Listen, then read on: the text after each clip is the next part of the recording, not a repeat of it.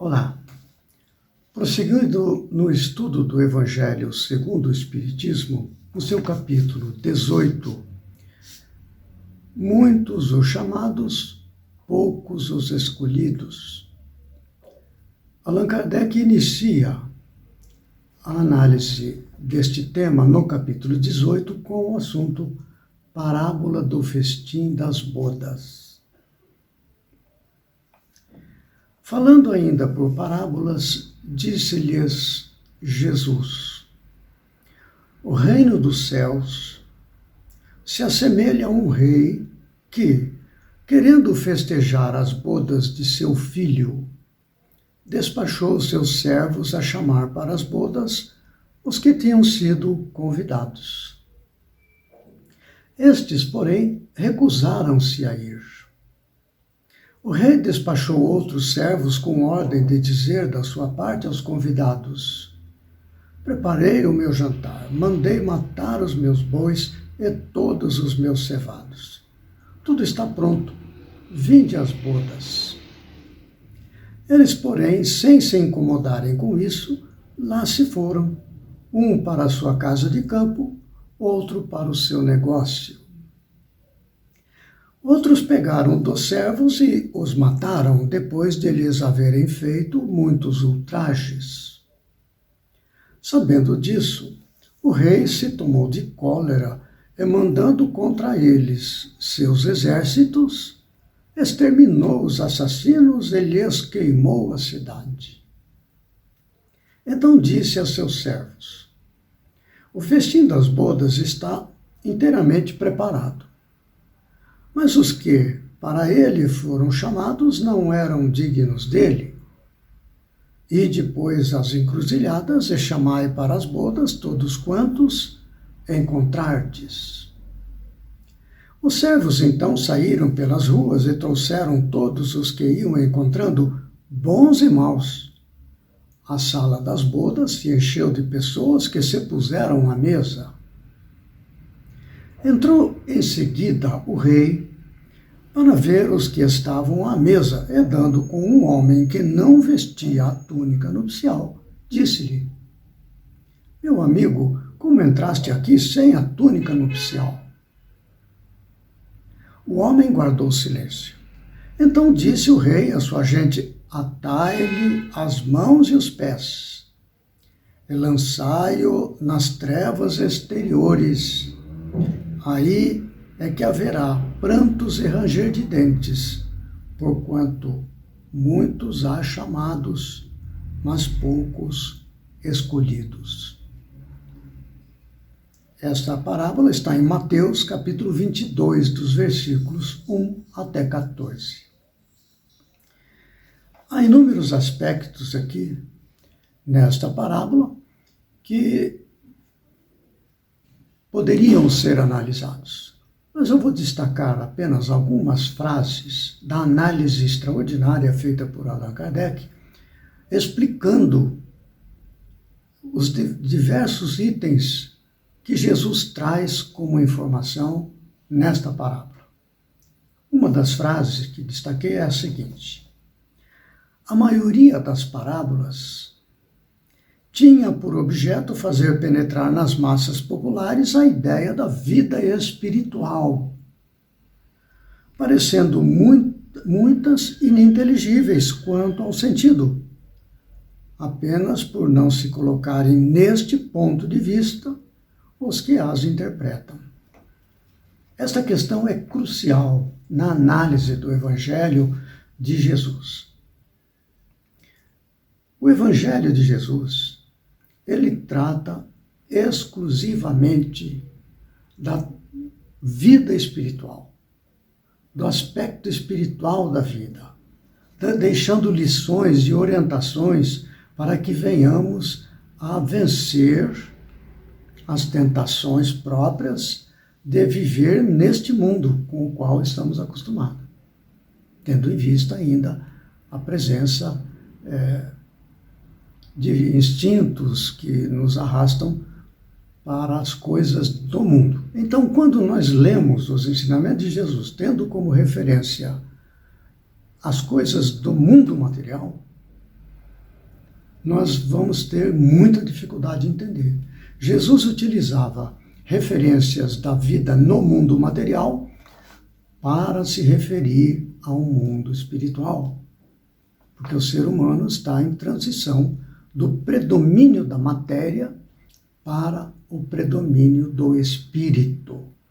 Nós somos espírito e, reencarnados, nós temos a personalidade, que é a nossa adaptação às demandas da vida material. Então, esta é a luta. O ego, que cuida da vida material, e o self, que seria o nosso espírito, o ser eterno, imutável. Então, sempre Jesus está se referindo à vida eterna, ao reino dos céus, ao reino de Deus. Jesus tratava disso o tempo todo. Então, ele utilizando argumentos, elementos da vida material, para que as pessoas entendessem, estava se referindo à vida espiritual. Allan Kardec prossegue da seguinte maneira. Na parábola de que tratamos, Jesus compara o reino dos céus, onde tudo é alegria e ventura, a um festim. Falando dos primeiros convidados, alude aos hebreus, que foram os primeiros chamados por Deus ao conhecimento da sua lei. Os hebreus, naquela época de Moisés, eles eram um povo que tinha um Deus único,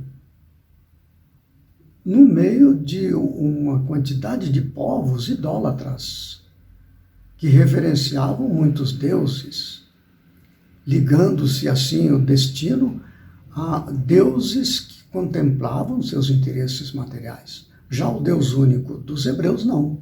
Vida espiritual o tempo todo. Mas mesmo assim, embora eles tivessem mantido essa posição vitoriosa, digamos assim, os hebreus mantiveram a posição do Deus único, não abriram mão, por outro lado, deixaram de praticar os ensinamentos da lei de Deus, tornando-se assim faltosos com o compromisso assumido com o próprio Cristo. Os primeiros a ser convidados para o grande banquete da fé universal, os judeus repeliram a palavra do Messias celeste e o imolaram. Perderam assim o fruto que teriam colhido da iniciativa que lhes coubera. A parábola fala ali, na primeira parte, que as pessoas se recusaram a seguir, a receber o convite, a aceitar o convite para o reino dos céus. O que é este convite ao reino dos céus?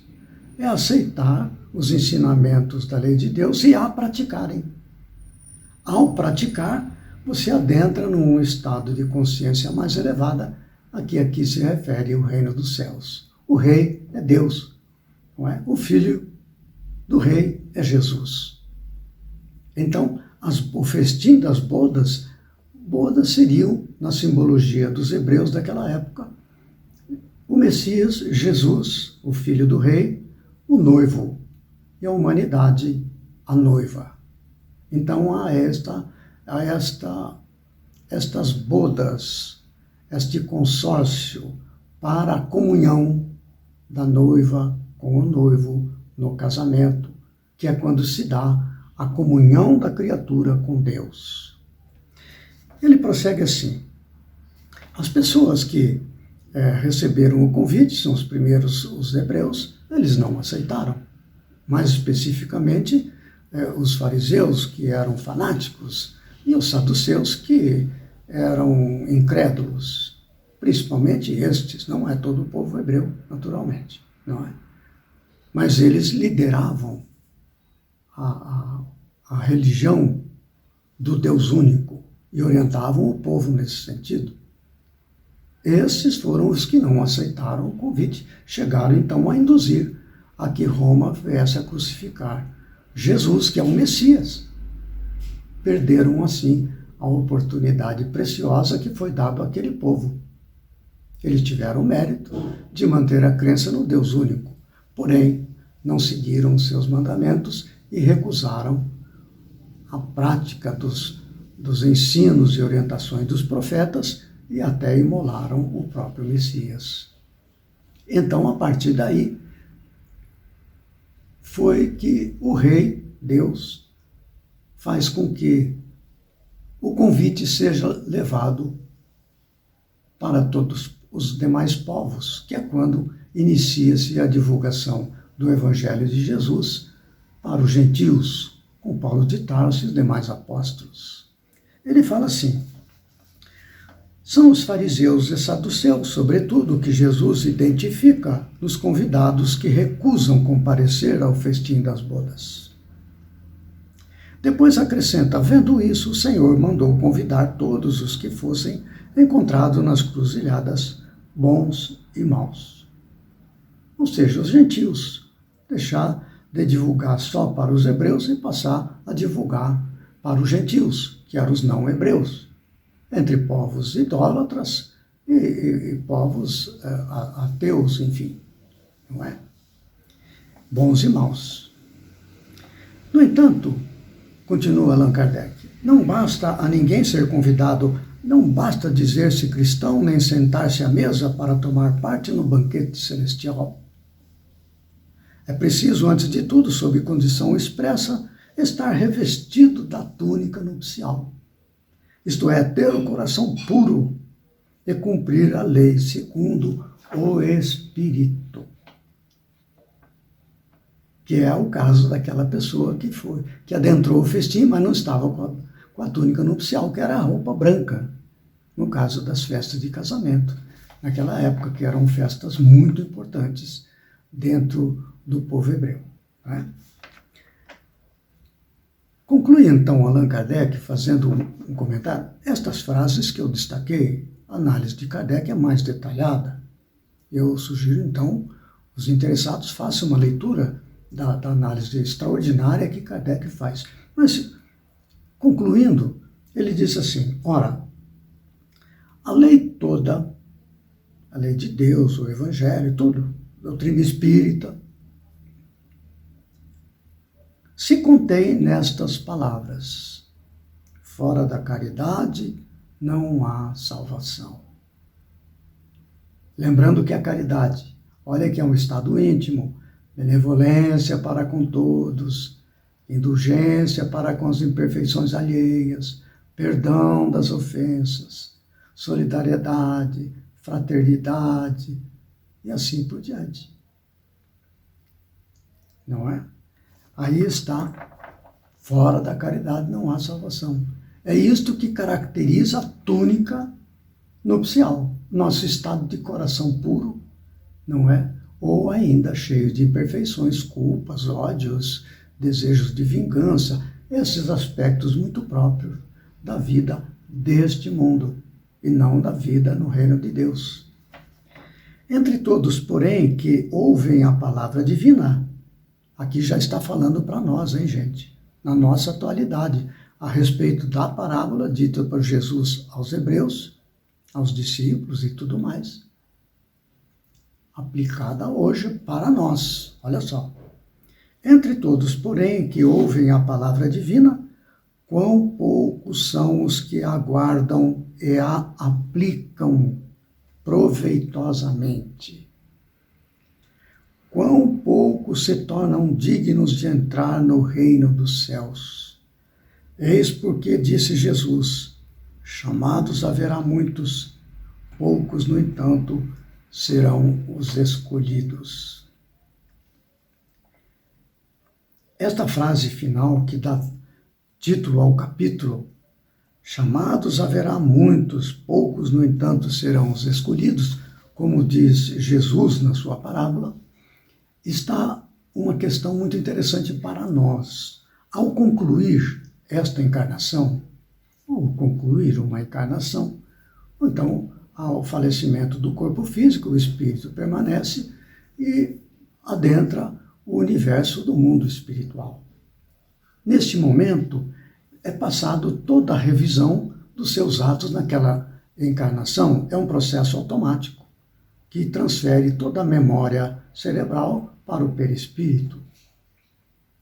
Neste processo, nós que temos a lei de Deus escrita na consciência, cada pessoa tem um grau de desenvolvimento da consciência, e no grau de desenvolvimento que nós temos, que cada um tem em particular, é feita uma revisão de seus atos, confrontando assim com a lei de Deus que já compreende. Nesse ato, nós vamos verificar se nós fomos bem, cumprindo a lei de Deus, porque nós a temos na consciência, ou não. Se nós não cumprimos a lei de Deus, o que acontece? Nós nos achamos em culpa, por não ter cumprido o dever que sabíamos que precisávamos cumprir. Aí vem a culpa decorrente de não ter feito o que sabíamos que era preciso. Deste comportamento de culpa, ao defrontar-nos com a realidade perante a consciência divina daquilo que fizemos, nós vamos tomar algumas atitudes. Ou um processo de fuga da responsabilidade, ou um processo de revolta, não aceitando, não é, aquele ditame da consciência, recuso. É a comodidade, é a fuga. Aí é que haverá pranto e ranger de dente, porque este estado de culpabilidade, seja na revolta, seja na fuga, permanece como um espinho na alma da pessoa. E ela adentra, então, em processo de aflição. Ranger de dentes. Haverá choro e ranger de dentes, decorrente desse estado de culpabilidade, de não ter cumprido o dever que sabia ser necessário. Então, vamos reencarnar, não é? Com aquela situação que nós não conseguimos fazer, vamos repeti-la até que venhamos a conseguir superar naquele ponto, cumprindo a lei de Deus. Então a gente vê que a mensagem ela é toda para o espírito, para a vida espiritual, a vida eterna, sempre. Então iniciamos este capítulo, muitos os chamados. Nós somos chamados através das Escrituras, através da doutrina espírita, somos chamados, nós compreendemos. Poucos os escolhidos. Significa que não é fácil a luta, mas é possível. Este é o capítulo, ele vai então transcorrer dentro desta conotação, e nós vamos prosseguir no próximo vídeo com o tema A Porta Estreita. Até lá então, que Jesus nos ampare e fortaleça para que venhamos a cumprir o dever perante a consciência.